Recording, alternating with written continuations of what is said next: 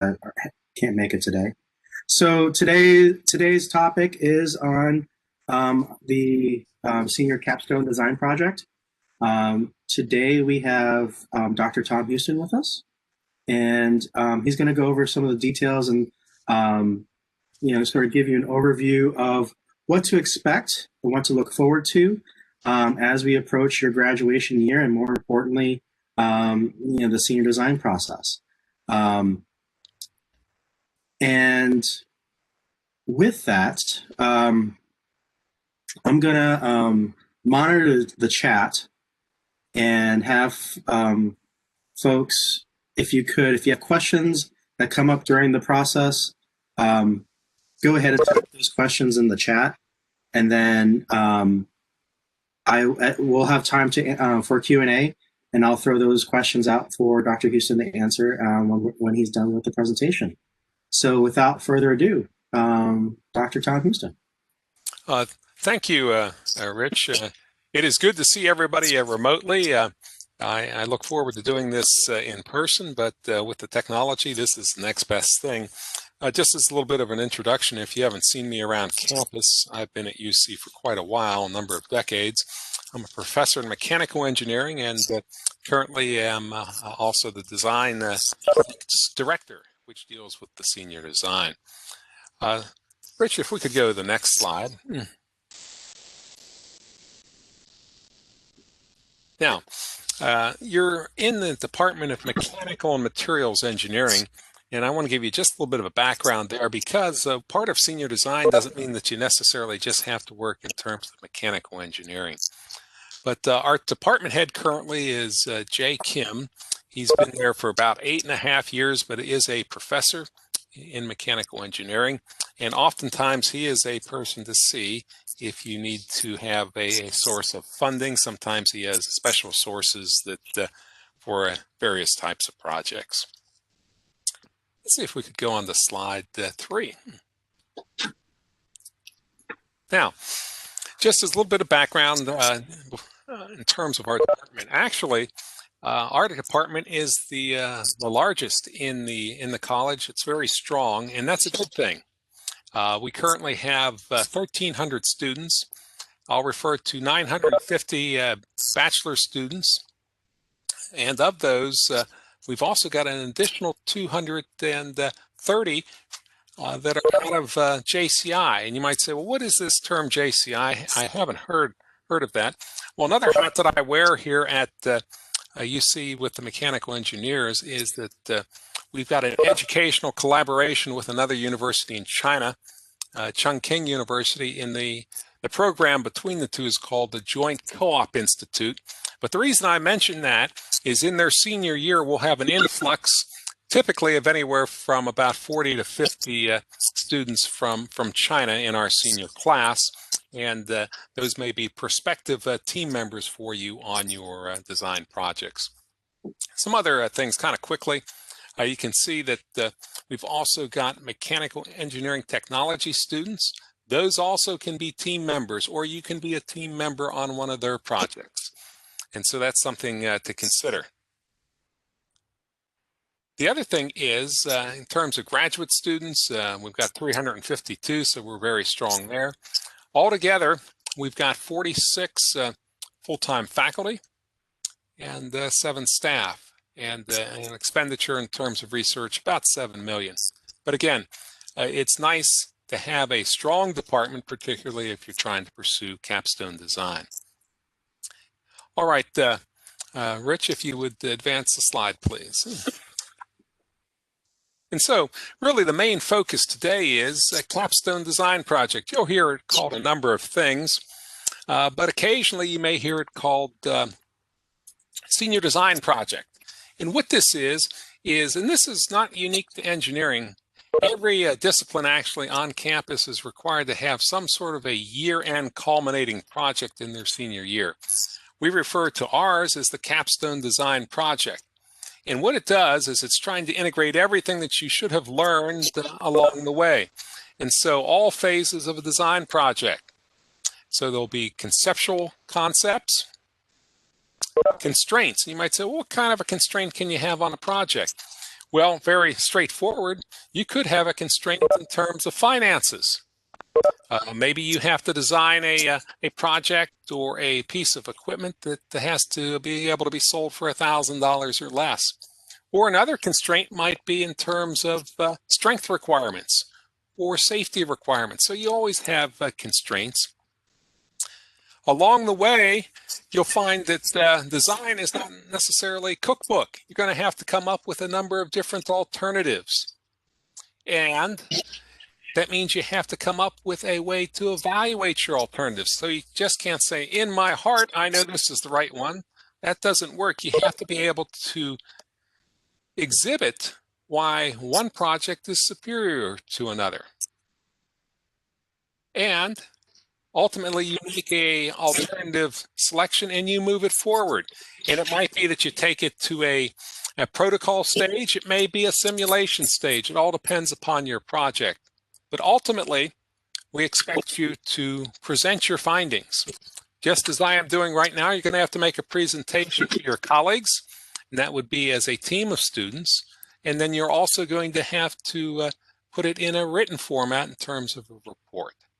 But we'll go into some more details as we move through these slides. Rich, would you advance to the next slide, please? Now, you might say, is this a required course? And the answer is yes. It is a 2-semester sequence. So we'll have Senior Design 1 in the fall and Senior Design 2 in the springtime. And Senior Design 1 will have some classwork and then also some design work going. Senior Design 2, though, is pretty much entirely on your own in terms of working with your teams, sort of like a semi-independent study. But let's talk about the different types of capstone designs that you may consider. One might be an industry-based project. You might say, well, what does that mean? Well, an industry-based project would be where the department solicits from local companies and entities, ask them if they have projects. And an example of that might be perhaps the Kroger company wants you to design a new water bottle for them. Or perhaps General Electric in their appliance division, which has since been sold, wants you design a implement inside of a refrigerator that will accumulate or have a pitcher of cold water for you. And again, these are industry-based projects. Another type would be what I refer to as a technical society competition. And so you don't have to necessarily go with an industry-based. You can go out and you can engage in terms of a technical society. And you might say, well, what would be an example of that? Well, the Society of Automotive Engineers, it would be one. ASME has a student design competition, would be another one. ASHRAE is still another one. And they have in these competitions a specific set of rules, and you work in a team, and then you compete at the end of the school year in a competition. And that's another way to fulfill the requirement. Still another one that you can do, particularly if you have an interest in moving on to graduate schools, you may want to consider a research-based type of a project. And so some of our faculty here on campus do a fair amount of that. Professor Mark Schultz does research-based projects with NanoWorld and his lab down there. Another one who does research-based projects would be Manish Kumar, would be another individual. And so we've got a host of faculty that do that. Now, you may have heard me allude to this concept of a team. That is fundamental. The Capstone project is not individual, but instead you have to work with your colleagues. Teams are typically 3 and sometimes more on a project, but the project has to be pre-approved. Okay, so you might say, can I do my own project? I've always wanted to do something, and this is my time. Can I line up a team of students to work on a project? The answer is yes, you can do that. It's just has to be pre-approved and have a certain design element. Now, what comes out of this this entire exercise? Well, hopefully there's some benefit that comes along with this. It gives you the opportunity to do some real life design experience. It gives you that opportunity to obtain that. And then it also gives you the opportunity to work in a team and also with consulting practice. And you say, well, what do you mean by working in terms of a team? Well, there's obviously team dynamics. What do you do if there's a personality conflict between team members? How do we delegate tasks amongst the teams? You might say, I may not like that team member. And my response might be, well, in real life, you don't always get to choose who you work with.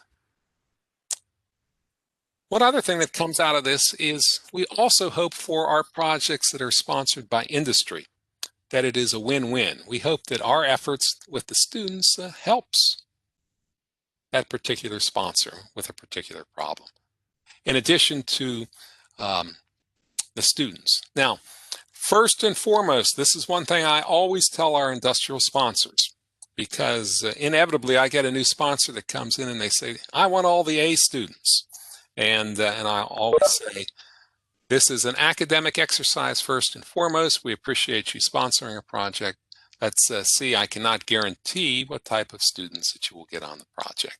But the idea is we want it to be win-win. So let's see if we can advance to the next slide, please. Now, if we're talking about industrial entities who've sponsored our projects, here are some that immediately come to mind. Duke Energy. Several years ago, we were dealing with Duke Energy and the design of a conveyor to take coal from a barge into one of their plants. Ethicon, a medical instrument company out in Blue Ash, we've done a number of projects for them. One that's a little unusual is this U.S. playing card company. And unbeknownst to me, they were having a problem with their cards sticking together in casinos at different places in the world. And I had never thought about it, but the humidity in Las Vegas, I guess, is different, obviously, than the humidity in Hong Kong. I want to go to Kroger in a second anyways. And so with regards to the U.S. Playing card company, they wanted us to, or the students, to design and implement or apparatus to quickly test the coefficient of friction between cards. Some other noteworthy companies, I think you can see them: Kroger, Procter & Gamble, Richards Industries, the Modal Shop, GE Aircraft Engines, NIOSH, which is a government agency, Parker Hannifin deals with fluids, hoses. May We Help is a local nonprofit organization that helps physically challenged children. Turner Construction was a project that was offered. Actually, it was a interdisciplinary project between electrical engineers, civil engineers, and then also mechanical engineers, which was to design a robot that could lay out the plans on a construction site. And so marking on the concrete slab where the electrical lines would go and where the plumbing would go and so forth. It actually was used a little bit over in Nippert Stadium in the remodeling. The one at the bottom is another nonprofit organization. This one's one of our newer sponsors. This is an entity known as QL Plus, Quality of Life Plus. This organization is devoted to helping veterans, whether they saw action or not in time of conflict, if they have challenges later on in life, try and design implements that will help them. And I'll show you one of those a little bit later on. Let's move to the next slide if we could, please. Now, our technical society competitions. Formula SAE, that is currently, used to be overseen by Professor Randy Alamang. I think he still does some things in the background, but he's either fully retired or semi-retired. It's been taken over by Professor Mike Maines, and so they organized the competition team for that. But basically, that's where you go out and you build a Formula One race car and you compete against other collegiate teams. ASME has an annual project that changes. One year it was to have a machine that would take a sheet of paper and fold it into a paper airplane and then launch it. Still other ones have been designing a small robot that could go into a nuclear power plant to retrieve an object. This was after the nuclear power plant disaster over in Japan. Basic utility vehicle is still another design competition. This one deals with designing a basic utility vehicles. And I know you've seen these around campus. That's like John Deere makes one, it's a Gator. But the objective here is to make a utility vehicle, basic utility vehicle that can be sold for $500 or less. It could be used in a third world country. And so there's a competition that is involved with that. A chainless challenge dealt with trying to, and this is with the Fluid Power Association, National Fluid Power Association. But this one deals with a bicycle. And the challenge is to get a bicycle to be propelled not by a chain and sprocket, but instead of by hydraulics. And they have an annual competition generally out in California. It was interrupted this year because of COVID-19, but oftentimes there's a team that is combined with MET students and they send a team out there. SAE Baja, still another one that is dealing with a little bit different kind of a car, a Baja car, but I think you get the idea on those. Let's see if we could advance to the next slide. So how does this work, you might say? Because a year from now, this will be you as a senior, and in a lot of ways, your senior year is busier than ever. You've got the senior design, you've got a full load of classes, but you may also be interviewing for future employment or submitting applications for graduate school. So it's a very, very busy time for you. But in the summer and the fall, the Design Clinic attempts to line up projects from local industry consulting firms, entrepreneurs. And we do have entrepreneurs approach us on occasion with requests. And so we'll collect these projects.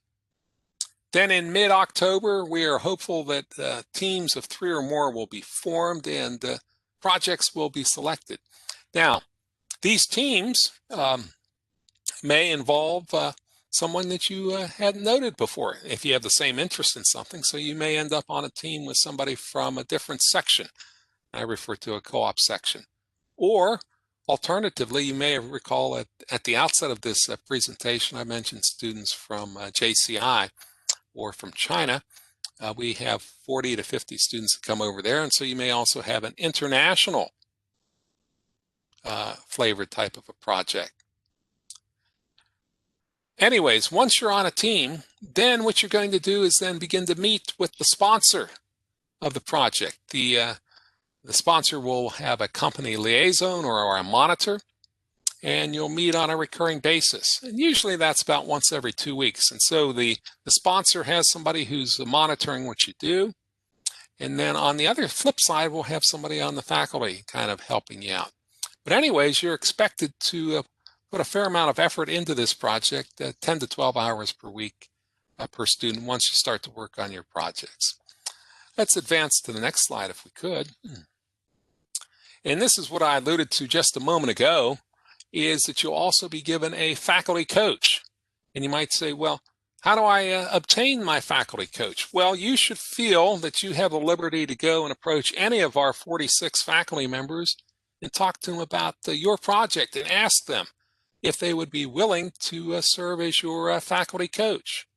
And generally, we have some that are very, very receptive to that, and they enjoy that.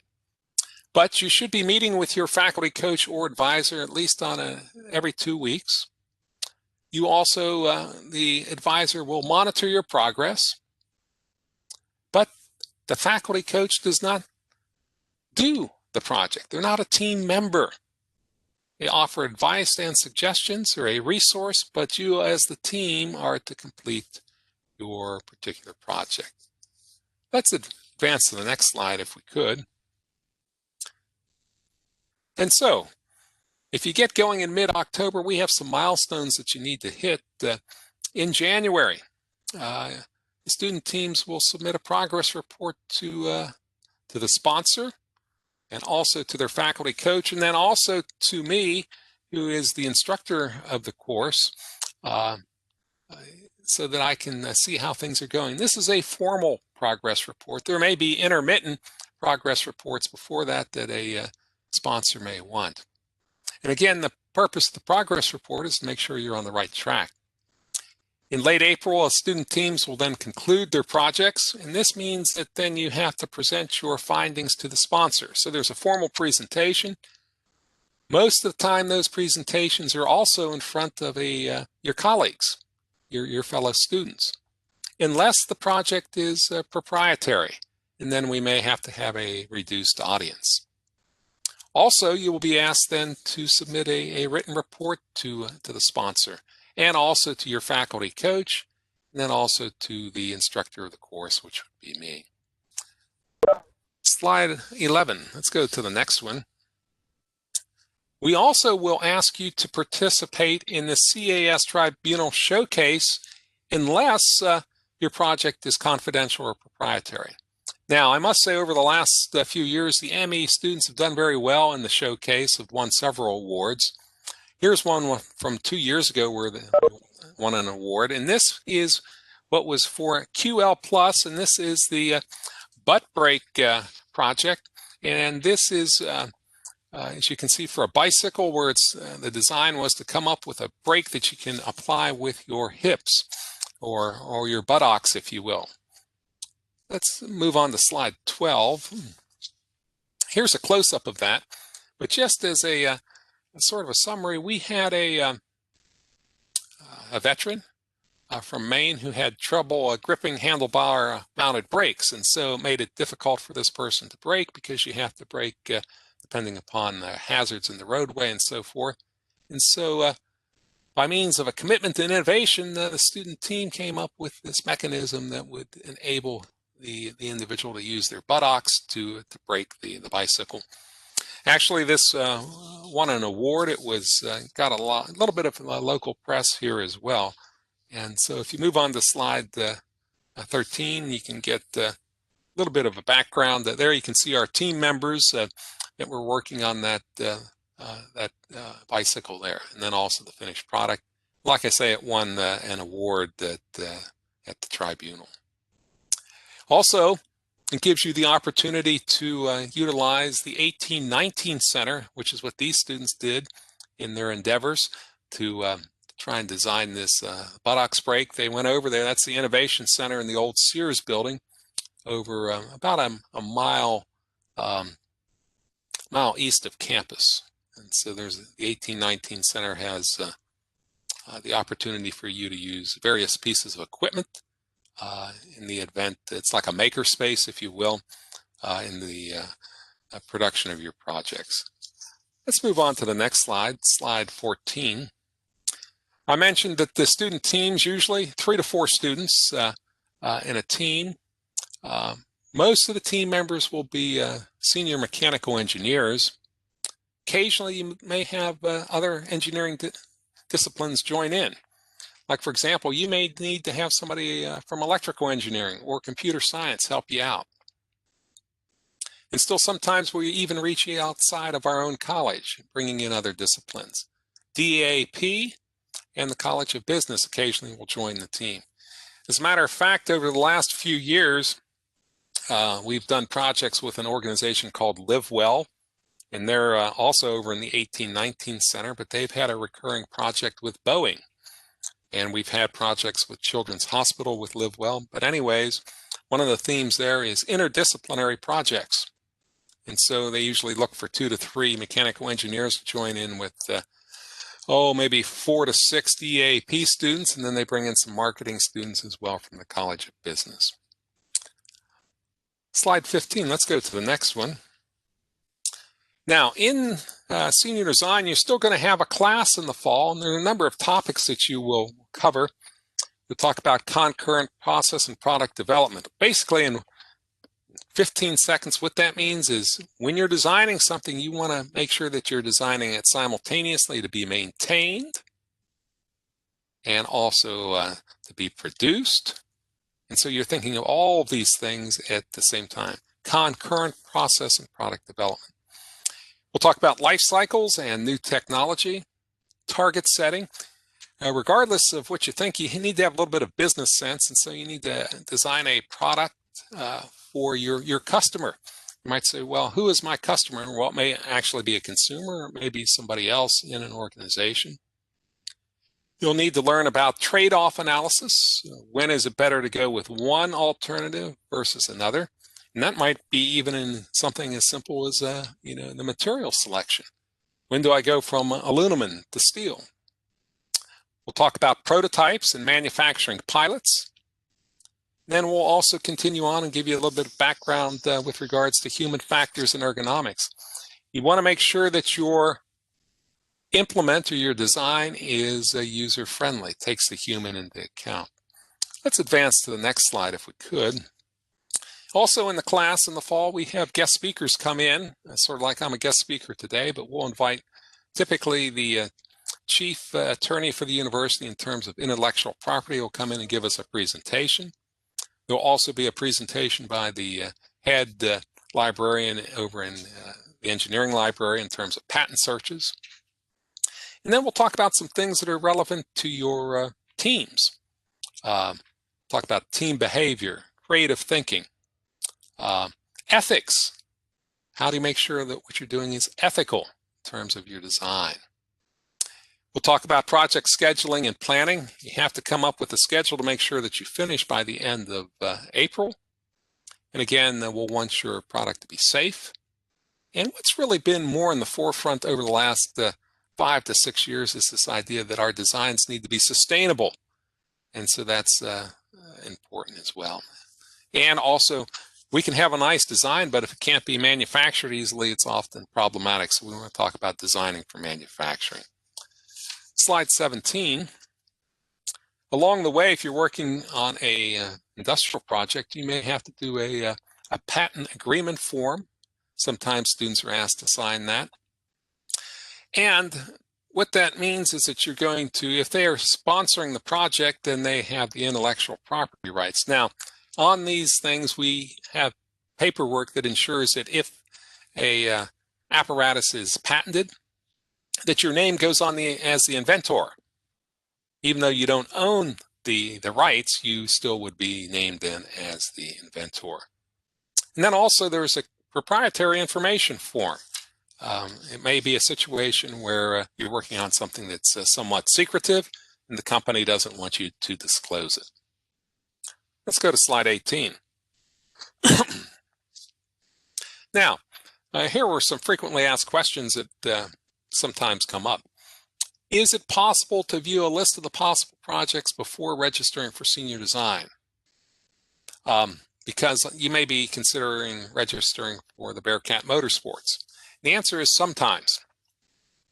Depends upon the activity that we have. This year has been a little bit more difficult with the COVID-19 to get the projects in earlier. And so that's why I respond. Sometimes what we like to do is let you take a look at what's coming in over the summer or even into the early fall. Next question, do team members need to be in the same capstone course section? The answer is no. And so that's not the case. We also have a series of labs where you're introduced to NX and solid modeling. And so just to make sure that you have some background in that. So the answer is no, it can be in various course sections. If a project is sponsored by a company, do teams have a funding source from the sponsor for parts and materials? And the answer is yes. That's the advantage to having a sponsor, is that they pick that up. Let's go to the next slide, 19. Could students approach their co-op employers for possible projects? And the answer is yes. That often happens. The only thing is that the project has to be pre-approved, and there has to be a design element to it.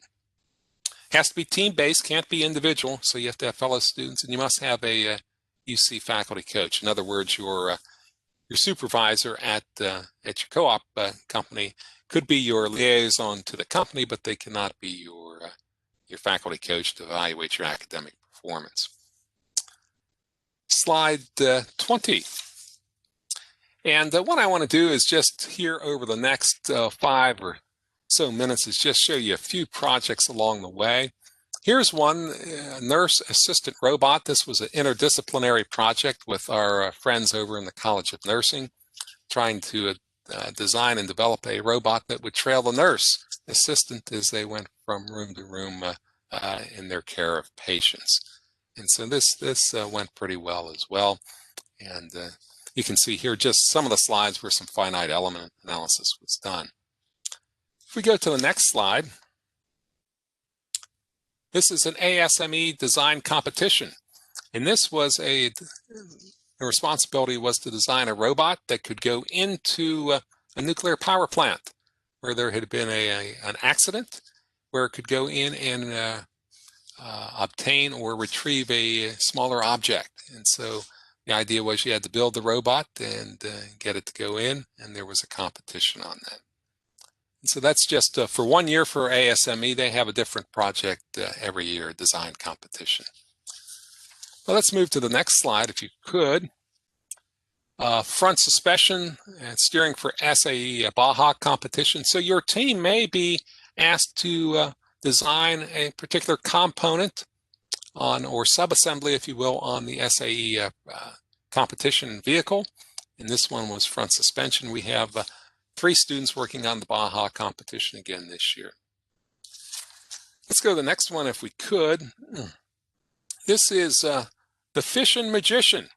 And this was for the local organization, May We Help, which deals with trying to help physically challenged children. And this was a situation where a young boy wanted to go fishing with his brothers. Always wanted to do that, but had severe physical challenge where he couldn't use his arms very much. So we were approached to come up and see if we could design a implement that would enable the young man to go fishing. And so if you look at the next slide, you can see we had a team of 4 students working on this, and they came up with this Fish and Magician, which would cast the baited hook, and then he could then, by means of his limited use of his hands, and once the fish struck the bait, he could then reel it in with this implement. He was delighted.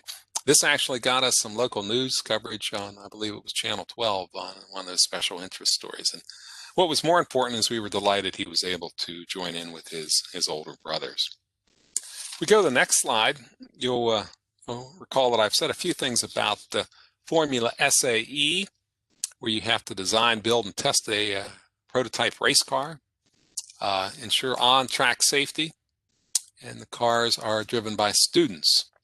And you're evaluated on a number of things: fuel economy, acceleration, and cost.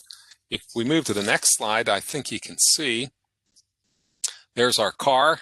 I think this is from a few years ago, maybe about 3 years ago in its competition. And if we advance on to slide 27, you can see there's the course that it has to run through. Moving on to the next one. Noise reduction of a framing nailer. I don't know if you've ever been in a neighborhood and all of a sudden you hear the roofers are around, somebody's getting a new roof. Well, they're somewhat noisy, and from a long-term exposure to that can cause hearing damage to the worker. So NIOSH, our local research branch of OSHA, had a noise reduction project they wanted to work on. That was actually with Professor Jay Kim, and that was to make the automatic or pneumatic nailer quieter, and they succeeded. Let's move to the next slide if we could, and I'm just giving you just a number of these. Here's another one. This was with aerospace students, and this was to come up with an autonomous or a remote dropping mechanism for an aircraft or for a drone. And so that's what that one was. If we go to the next slide, sometimes we just get into more traditional industries, such as this was for Cincinnati Incorporated out by the Indiana border. but the laser cutting machine needed a pallet redesign. And so that's what was involved. I was involved with that. There was finite element involved with that as well. But with the laser cutting, what they were finding is over a period of time is that the pallet was beginning to sag, and so they needed to have that enhanced.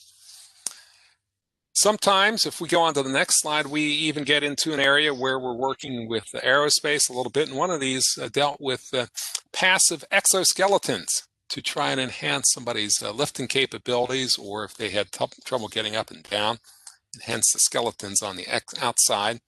If we advance one more slide, you can see the prototypes actually being made and generated.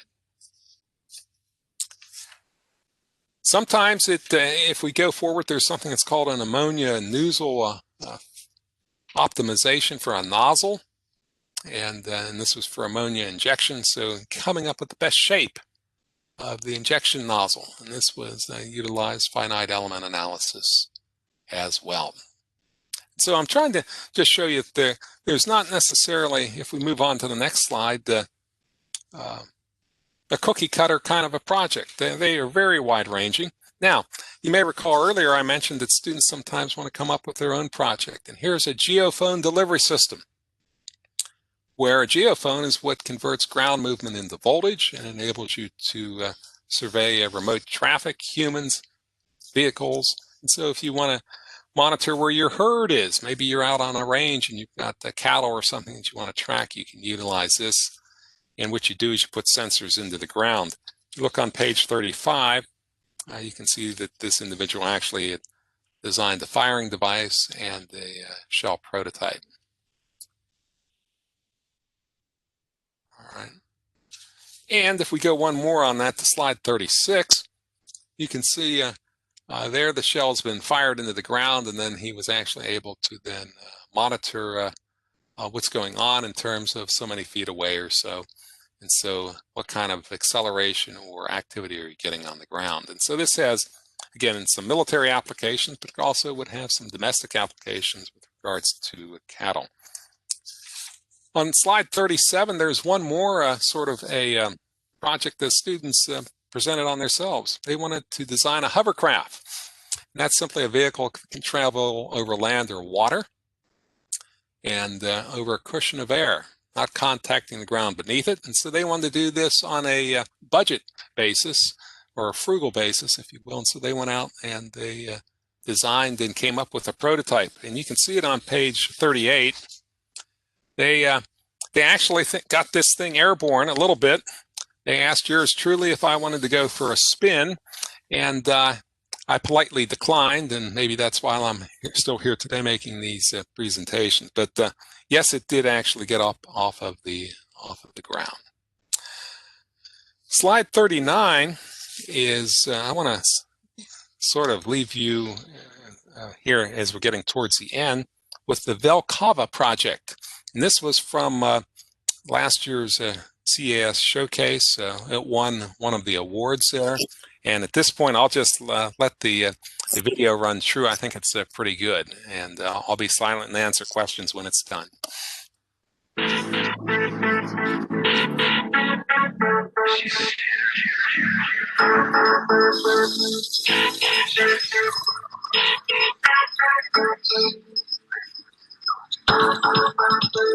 Imagine the simplicity of a Keurig coffee maker, yet consider the quality of a freshly ground pour-over coffee. Meet Velkava, the perfect countertop automated pour-over coffee system. A warm, fresh morning brew has never been easier with our integrated smart home pairing. We have worked tirelessly to integrate this mechatronic system to seamlessly delight the user with every cup, from the compact mechanical design to the balanced bloom timing via Arduino code. Everything has been deliberately thought through and perfected. Through expert barista advice from local coffee shops, we present a pour-over process that extracts the rich taste you know and love.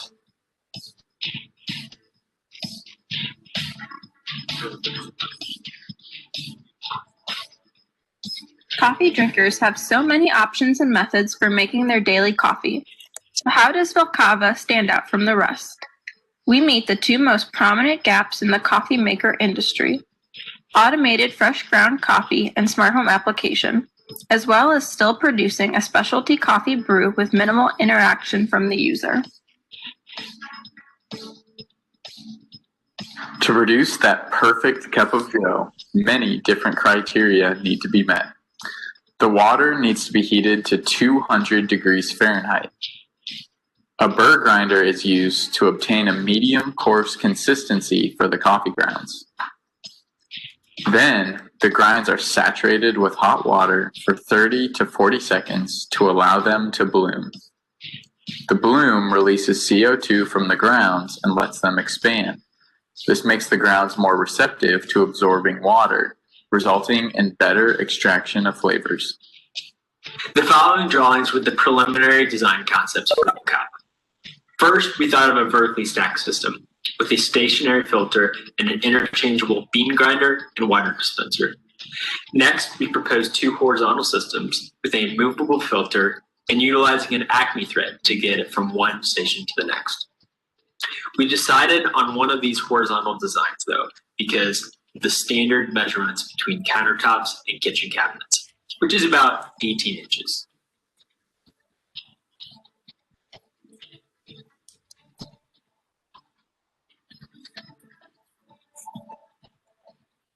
The 1819 Innovation Hub was the primary location of our meetings. The location was used to store our project, test components, and manufacture brackets for our final design.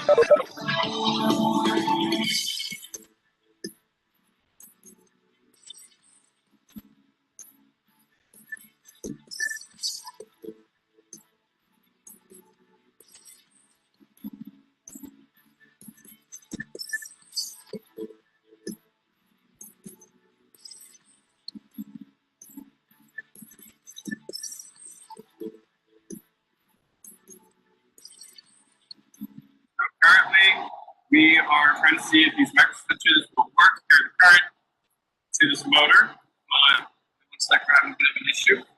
There might be another micro switch that needs to be activated, and we'll see.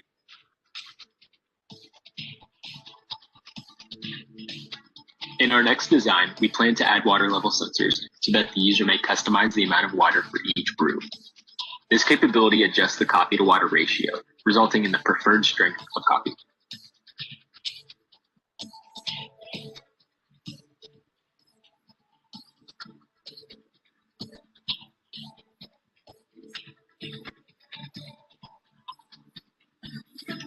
From our research, it was found that many baristas use a circular pouring method to ensure complete saturation of the coffee grounds.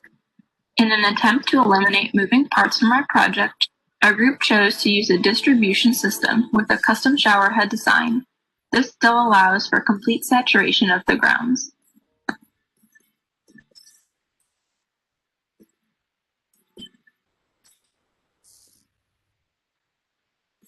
The automation of Cava was done through the use of Arduinos. Communication between an Arduino IoT cloud and an Amazon Alexa device allows for the coffee maker to be a smart home applicable device. When making a consumer product, it was paramount to follow the necessary standards and codes that apply to our product. Once the components were fabricated, the machine was assembled. Wood was chosen for the frame material because of its strength and low cost. The dimensions allow for countertop placement and will fit under cabinets, making our coffee machine perfect for any home application.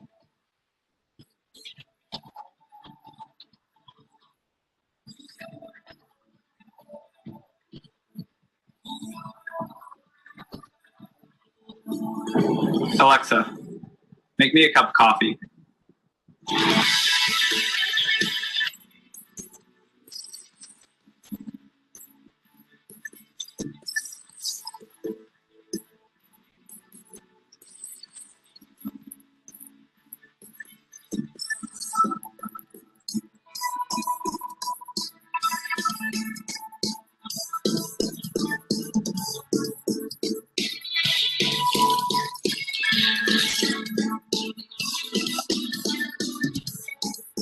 Due to the effects of COVID-19 and the closure of UC's campus and the 1819 Innovation Center, the project was finalized from our homes. Meet Belcava, your personal, automated, smart home pour-over coffee maker.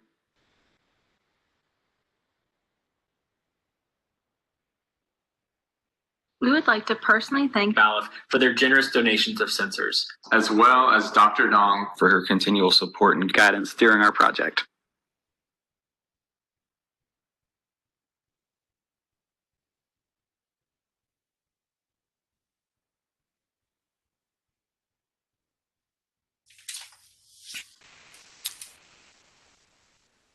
Okay. And there you can see a couple more. If you want to see it again there, you can see the links for that. And then also for a full presentation, you can view that as well.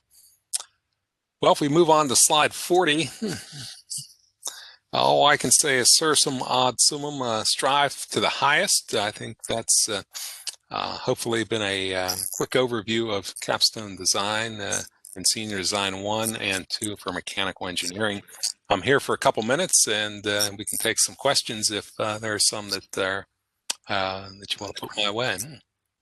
So the first question is, when we think about going back to the idea of forming the teams, can you talk about like how much freedom groups can form on their own, or is there an assignment to a particular group?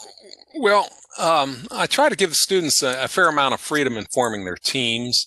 But if there's a project with a lot of interest, I may mix it up a little bit. So if I've got a lot of students that want a particular project, it's a situation where I might say, I can take this person, that person, and that person.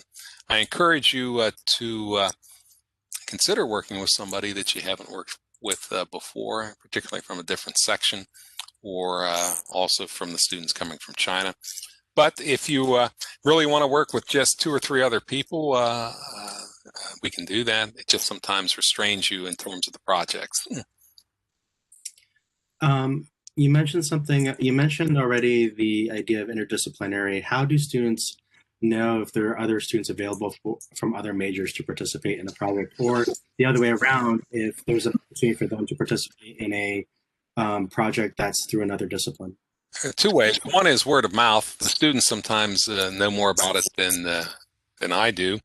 The other thing is sometimes is that I'll get a question from, let's say, Max Raby up in electrical engineering saying, hey, we've got a team of students that would like to have a mechanical engineer. Do you have any candidates that may have an interest? So I'll send out a blast or whatever and saying that they'd like to have a mechanical engineer if anybody's interested in that as well. Or sometimes just some of the research projects. Perhaps you've taken an elective course in terms of from civil engineering or aerospace, and you may find out that they've got a project that you're interested in, and they may say, hey, we could use a mechanical engineer, and then you can approach them and approach me. When it comes to sponsorship, is it necessary to allow a project to continue? No, most of the projects, and you could see like the geophone, and I think we had the hovercraft, those are self-funded if you come up with your own project. The companies and the organizations, we ask them to cover the cost of the product and the materials, of course. But if you don't have a sponsored project and you always wanted to do it, that's acceptable as well. We try to have a lot of flexibility in the capstone design process. With that, are there opportunities for students to apply for funds or grants to help fund their projects? Yes, occasionally we have organizations that have,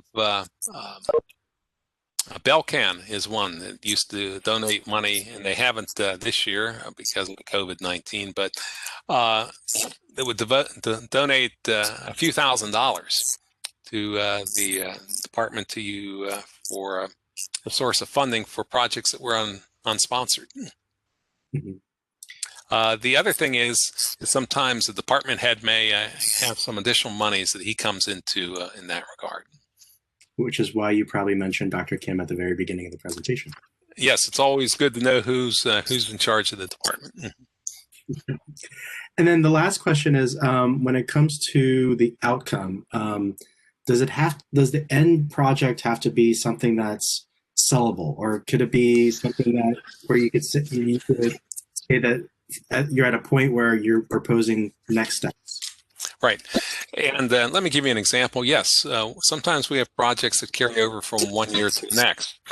One project that I didn't mention was for the Sea Stars over at the University Hospital, which is where they were trying to come up with a simulator that would simulate an aircraft with a roll, pitch, and yaw for their surgeons who were working on the military aircraft. And this was in response to trying to work on soldiers who'd been injured and so forth and were being flown. So they wanted to mimic the sound and the movement and so forth. And so we came up with various stages of paper projects. And so we did that for 2 years. One of the downsides, though, Rich, is we weren't able to take it to the next level where we actually built the prototype because we had the arrival of our Chinese students from JCI, and this was an Air Force sponsored project, and so they were reluctant to take it to the next step then. But those were paper projects that went from one step and then to the next in terms of modeling.